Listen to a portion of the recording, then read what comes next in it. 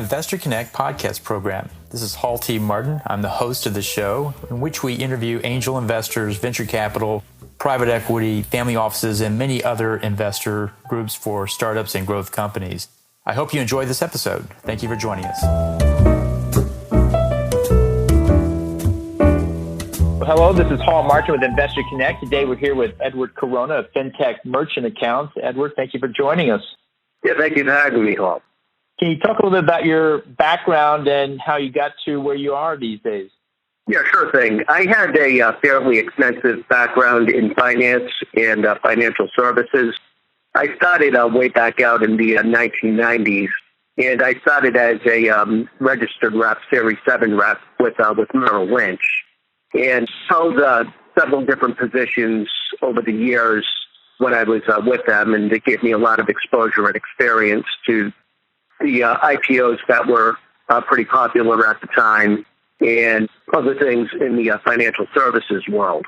But if you fast forward things a little bit to 2008 rather, 2008 is when I actually made my foray into the FinTech space.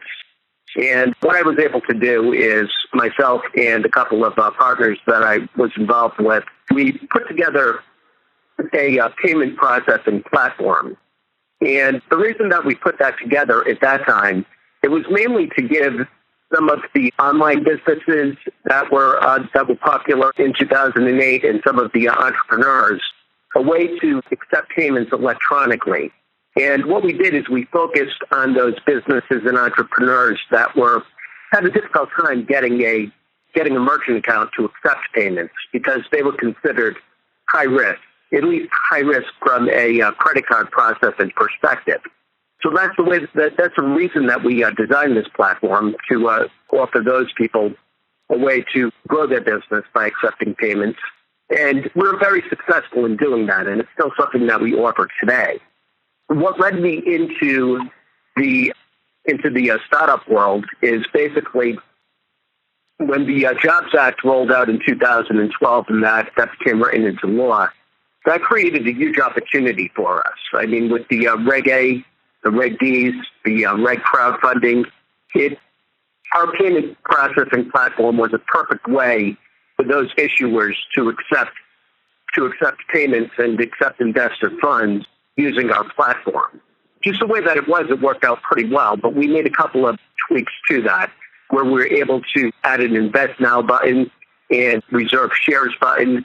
And that allows these issuers a perfect way to be able to accept investor funds to their offering. And that's kind of the niche that we carved out for ourselves back in 2012. And that's certainly our biggest niche today. Well, as you mentioned, crowdfunding is a driving force in the market today. Can you talk a little bit about the state of crowdfunding? It's come a long way since it came out with the Jobs Act a few years ago. What's the current status? Yeah, it continues to grow, Paul. I mean, we continue to grow as a company and see other companies entering into that space. So it's growing rather rapidly. Even at the rapid pace that it's growing, it still only represents a very small part of the way that issuers are raising funds. The VCs and the angels are still the biggest. But the crowdfunding space with the different platforms that are out there certainly continues to grow, and we see a lot of potential in the future for it to keep thriving. So what's the next stage of industry evolution here from where it is? Well, I mean, CrowdDirect is a growing industry. I think that blockchain technology is going to play a very important role as the industry starts to evolve. It just really creates a transparent way to accept funds and record those transactions, so you're able to fully maintain precise transactional data when you're using the blockchain. So that kind of goes hand in hand with the industry. And everyone knows the blockchain industry is growing as well. Right. So blockchain has had a lot of issues with the SEC. It's an emerging technology, has scalability issues. There's a lot of great promise with blockchain, but there's also some challenges with it. Where do you see it going? You made a good point with the SEC. And the SEC definitely has their work cut out for them, in this industry.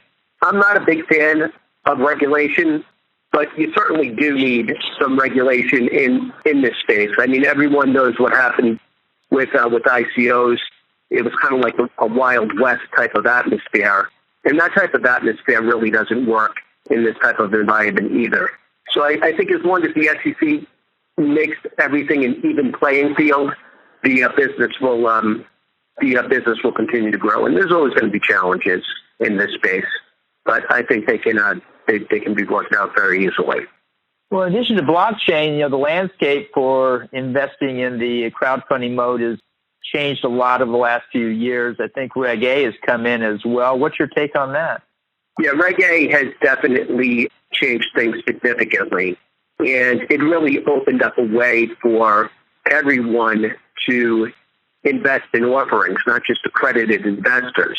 So, I mean, Reg A is perfect for that business that wants to raise funds. And when you put something like that together, you're able to do as much marketing and as much advertising as you need to do to gain the exposure that you need for the offering. But the best part is that there's no vetting process involved where the person has to be an accredited investor.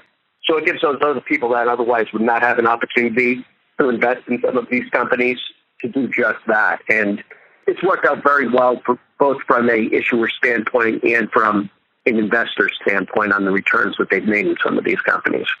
So it's a perfect tool. Well, I've run crowdfunding platforms myself, and I understand some of the challenges out there that come with those. Payments is one of the key ones. Is how do you manage the payment process? There are payment providers, but they're quite expensive out there. Then there's people want to use credit cards and ACH and wire transfers, and they're either old school technology like wire transfers, which is very cumbersome, or they're new technologies, but we're not quite sure how they work or how well they will work. But maybe you can talk a little about the platforms you see out there and what you see the advantages and disadvantages of them are. The most popular one still is going the old school, as you mentioned, with the wire transfers.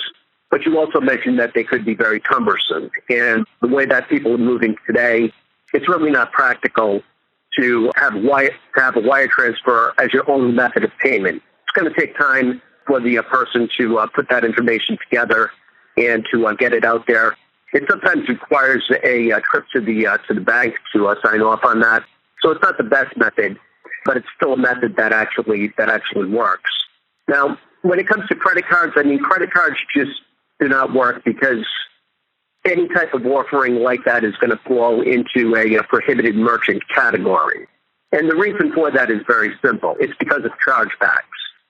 If an investor, especially in the Reg A space, that you may not have your savvy investor like an accredited investor, makes an investment and ends up losing money, the first thing that they're going to do is they tend to initiate a chargeback through their bank if they used a credit card. The banks just do not want that, and it's an issue that just causes more problems than it's worth. So that's the main reason why using credit cards in this type of space doesn't work. It's mainly because the banks don't want this type of business. Now, ACH, I mean, that could be okay. You have to go by NACHA guidelines, and those guidelines could be a little bit restrictive, and it could be a little bit difficult to get that account. And even when you do have an ACH in place, there's no guarantee that those funds are going to clear when someone's paying using an ACH. Most of the times they won't be able to integrate it either into the offering itself or into the website. A lot of times it's also going to be expensive because they're going to require a reserve account that's going to be in place. So it works, but it's not the best solution that's out there. The reason that we put this solution together is because it allows the investor a way to start and complete their investment in real time. So basically they can do it right behind their computer. They can enter in their information, and once we receive that information, we'll first authorize the transaction. So what we'll do is we'll make sure that the funds are coming from a legitimate bank account. That's pretty easy to do with our database. And then we're going to verify those funds. When we verify those funds and run them through our database, it's going to come up with certain codes. If there's positive data in that account in our database, it's streamlined, and what we would do is we would deposit that money the following business day into the issuer's bank account. If there's negative information on that account, we're going to make the issuer aware of that by sending them an alert that they're going to receive on the API. It's at that point to see what the code was, what the negative information was on that account. And then it's up to the issuer to see whether or not they want to accept that transaction and take the risk, or if they just want to decline the transaction. So having it in place this way, we're providing a safe way for the issuer to accept funds by being able to verify it. And we're also offering different options to the investor to send the funds over.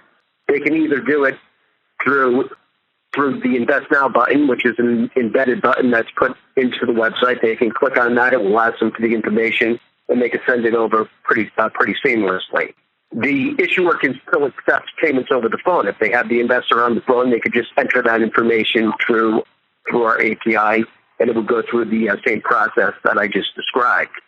They can also send them sort of an invoice either by email or by text message and go through the process that way. Or the investor can even take a photograph of a paper check with their smartphone and send that over. And we have image capture. Just like when you're depositing a check to your bank, we have image capture that way, where we'll capture that information and go through the process to verify the funds. So we really want to give that issuer every option available to capture the payment and make it easy for the investor on their end to use whichever method they prefer to use. So it takes a day for it to settle. Is that correct? A transfer is a one-day process? We deposit the funds the following business day within 24 hours to the issuer's bank account. When you're dealing with ACH, one of the things that's typical with the traditional ACH is it takes anywhere between 3 to 5 days to settle those funds. We're doing everything in real time. Do you work with international companies as well, or only U.S.? That's a good point. Because of anti-money laundering and know your customer regulations, we have to comply with those regulations as a processing company. In order for us to be compliant with those regulations, we have to make sure that the money is coming from a U.S. bank account, and we have to make our deposits to a U.S. bank account.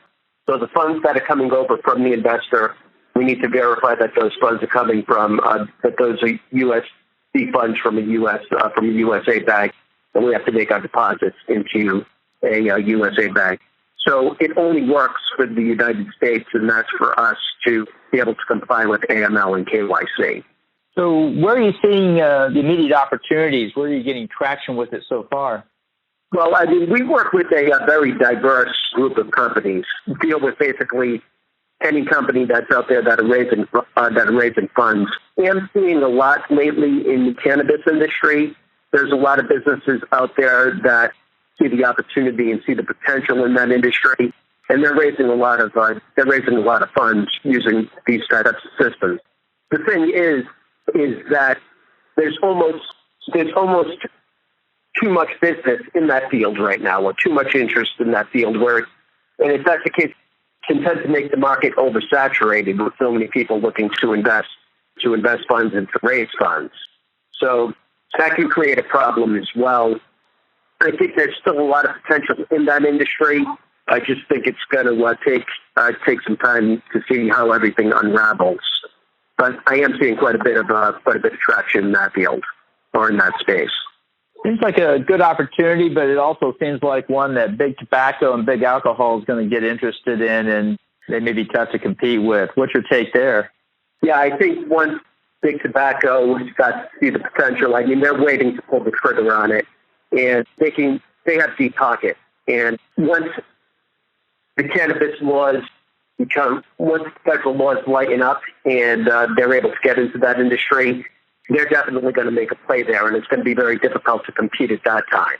So the investors and the issuers that are getting into the space right now do have the potential and make some moves before big tobacco does come in and scoop everything up. Well, great. Well, it sounds like a great platform. In the last few minutes we have here, what else should we cover that we haven't? Well, I think we covered a lot of ground here, Paul, today, a lot of information for your listeners to absorb. One of the things that I would like to mention is we have been offering this platform longer than anyone else. We were kind of a pioneer in this space. So when you're dealing with us, you're dealing with a company that really does have experience in putting this platform together. That being said, everything will be streamlined when you're working with us. I do see a lot of other fintech companies that will start to get into this space. We're kind of ahead of the curve when it comes to that because of the experience that we have within the industry. So how long has the platform been in operation out there in the market? Well, like I said, we came out with this platform in 2008, and we designed it for more of the high-risk merchants. So it's going on 11 years now that we've had the platform out there. And ever since 2012 rolled out, we were one of the first to jump into the Jobs Act and work in that space. Great. Well, it sounds great. So how best for listeners to get back in touch with you? Yeah, the listeners can go to my website at fintechmerchantaccounts.com. There's plenty of information there. They can even request a demo to see how the platform works, and they can. I'd be happy to walk them through that so they can kind of see it in motion. And I'm also very active on LinkedIn, on social media. They can reach out to me there as well. We have a lot of information there, and my contact information, telephone number, email, that's all on my website and LinkedIn. They can reach out to me either way there too. Be happy to speak with anyone about this. We'll put that in the show notes and let interested in listeners get back in touch with you to learn more about the platform as crowdfunding goes forward and becomes a bigger part of our fundraising efforts. Bigger and better tools need to come into place. FinTech's been behind the curve for a long time in this area. It takes a long time to make transfers. The tools are very archaic and they're very expensive, and it just seems like newer technologies need to come into it. So glad to see you're out innovating in that space and making those tools available. Yeah, sure. And we continue to make strides in the space as well. Great. Well, thank you for taking time to join us, and hope to have you back for a follow-up soon, and appreciate your information. You bet. Well, happy to be here. Investor Connect helps investors interested in startup funding. In this podcast series, experienced investors share their experience and advice. You can learn more at investorconnect.org.